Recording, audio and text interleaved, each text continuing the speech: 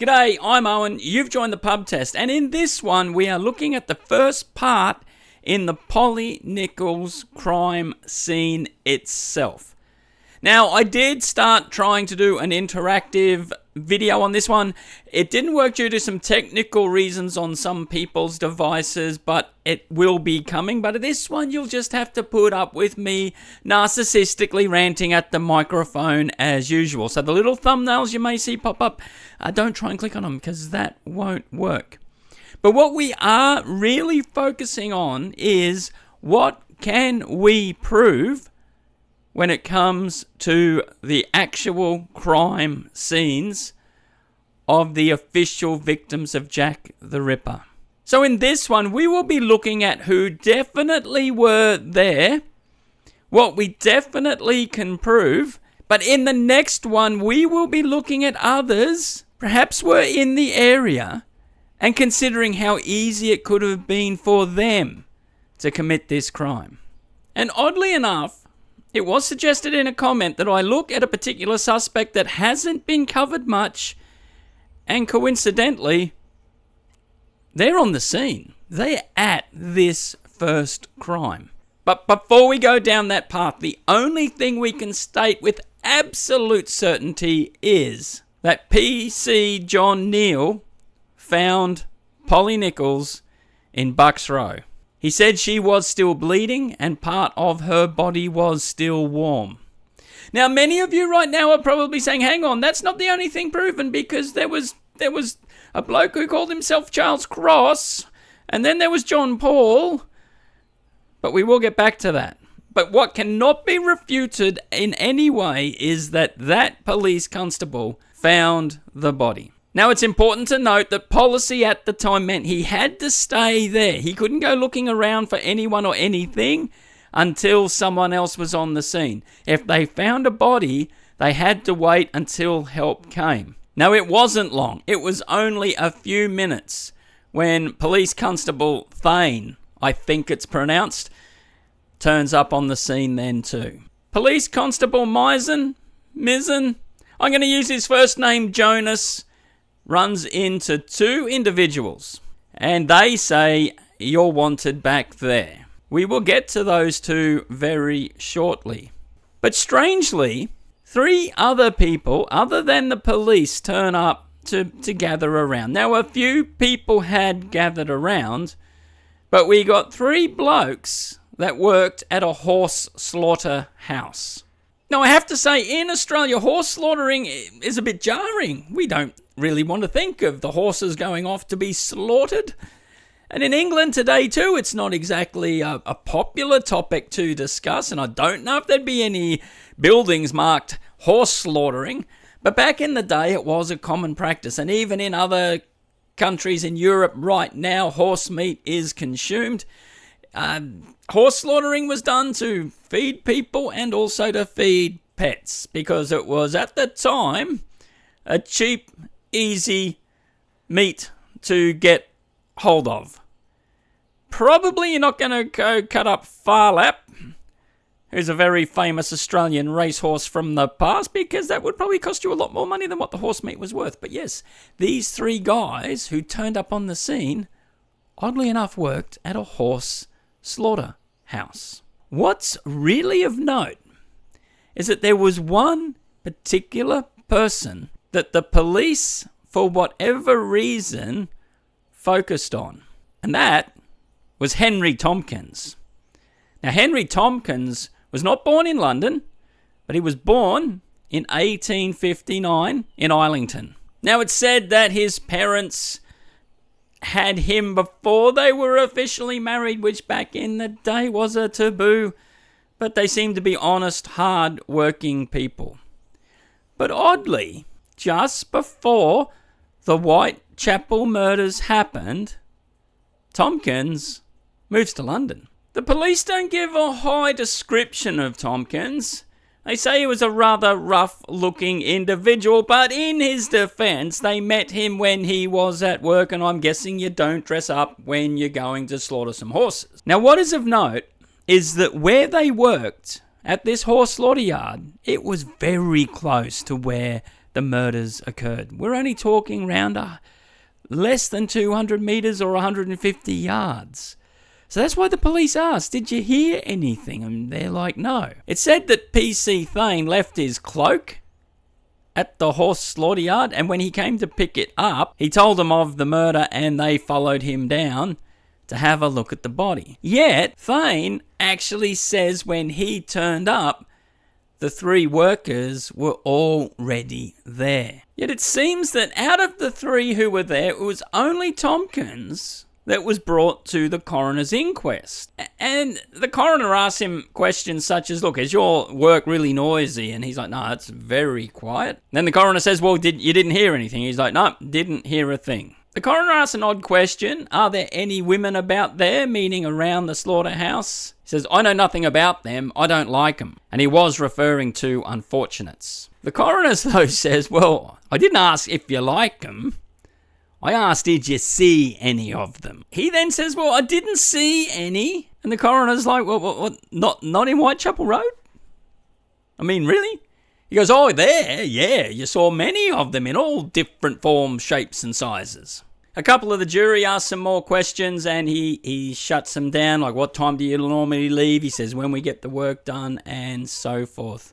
And he's free to leave. Effectively saying, look, I didn't see or hear anything. Now, people say that he could not have committed the crimes because the other 2 blokes there gave him a rock-solid alibi. Yet, it is possible he could have snuck out and committed the crimes.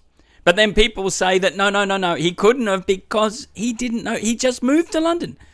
You would have had to have really known the area, yet the crime happened so close to that slaughterhouse, it would have only taken about a week to get to know those streets really, really well. So it's not out of the realm of possibility. And now this is not a definite factual statement, but it has been suggested that he moved away from where he came from because he was trying to get away from something. Now, it is suggested that William Tomkins may have changed his name not long after this event, because it lends itself to the belief that he was up to no good where he came from. And now the police are looking at him. Well, he better do something about his reputation. He obviously had the skills on the knife and he would have got to know that area well.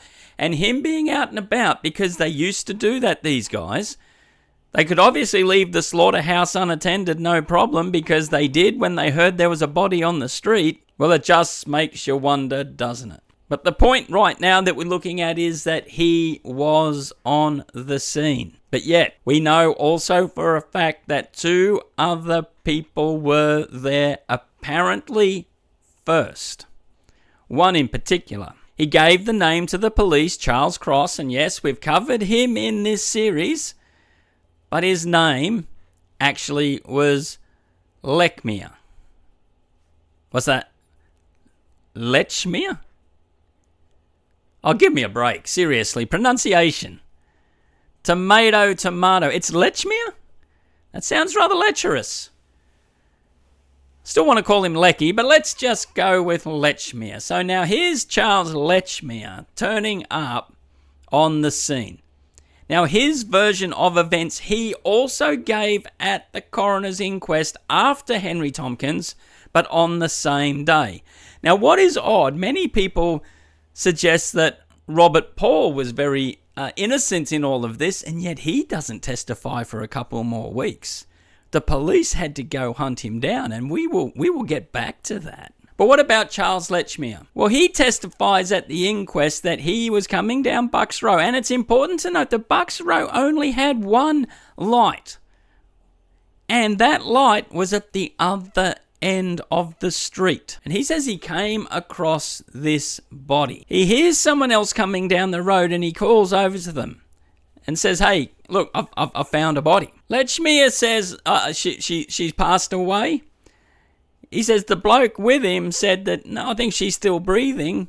But oddly enough, they just say, well, look, we're sort of late for work, and they both go off together and say the first policeman that they see, they're going to let them know about it. And that's when they came across Police Constable Jonas, and he's questioned at the coroner's inquest because they said, did you tell him there's a policeman waiting for you? And he said, no, I didn't. I didn't see a policeman there. I said you're wanted back there.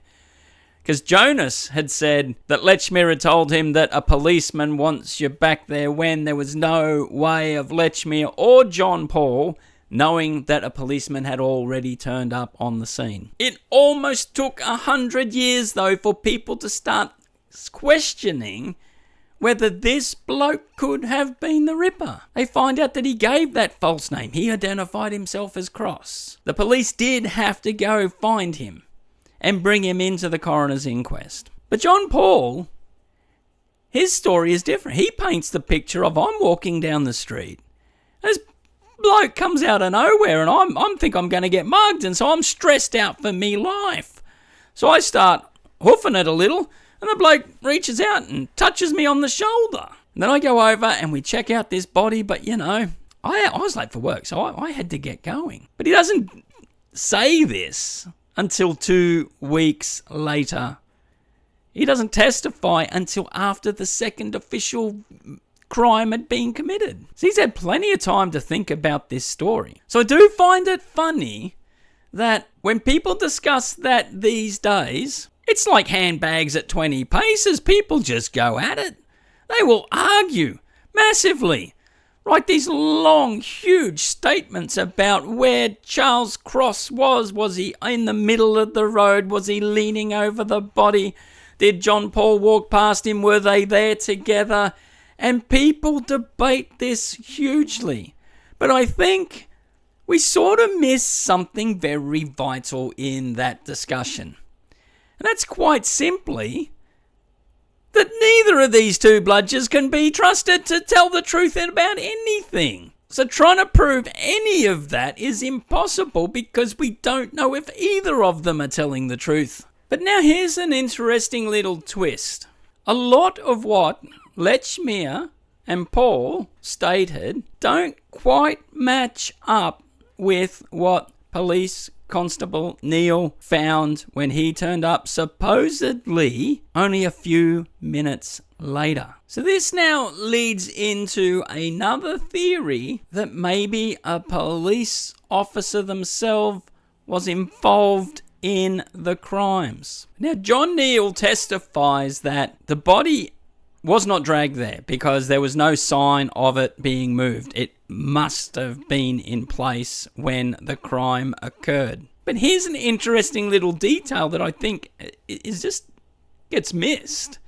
Is that, like, the police patrol, there were lots of them around, but they, unless they were in training, they would be walking on their own. And with the gangs, with other ruffians around, that was dangerous. So what they had was a whistle. And if they came across something disturbing, they could blow the whistle and it'd be like a siren and the police would swarm to that area. They'd come running. But PC Neal testifies at the coronial inquest that he did not blow his whistle, which seems suspicious. Now, understanding the police force in London was only 60 years old. It had only been established in 1829. So it is possible now that second generational people were moving into the police force, but many people would be trying to get into that job because jobs were hard to come by, and that would be a very secure one. And what vetting they did for all of these police officers, well, that's an interesting discussion for a later time. But without doubt, we could say that PC Neal could have heard Charles Lechmere coming, gone into the shadows, and even if Lechmere had have seen him, it wouldn't have created a great deal of suspicion, could have waited for those two to go and then continue what he was doing. But whether you believe in the police theory or not, at least we can prove that he was one of the first people on the scene. So quickly, just to recap, the fact is we really don't know what Charles and John Paul were doing. If we're trusting on their accounts, then we're in a lot of trouble. The police constable who was definitely on the scene not long after those two guys left. I'm suggesting he could have been there a little bit before as well, but that is open to comment. And also, William Henry Tomkins, nearby. A horse slaughterer.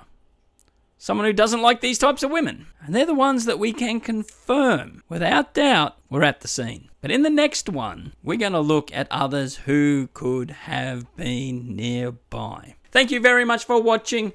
Hopefully in the next video we will add some interactive elements. But regardless, we will get there eventually. I'm Owen. You've been watching the Pub Test, and we will see you on the next one.